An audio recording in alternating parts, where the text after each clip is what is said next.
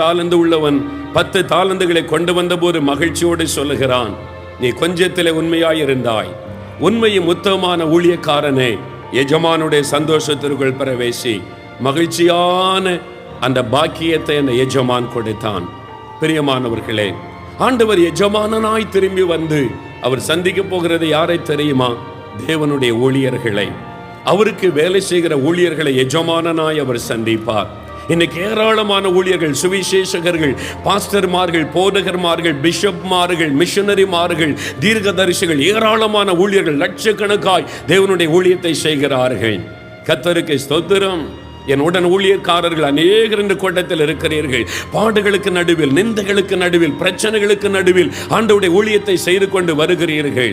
குடும்பமே அற்பமாய் பேசினாலும் தேவனுடைய ஊழியத்தை செய்து வருகிறீர்கள். நிந்தைகள், நெருக்கத்திற்கு நடுவிலும் ஆண்டவரை அறிவித்து வருகிறீர்கள். உங்களுக்காக நான் தேவனை துதி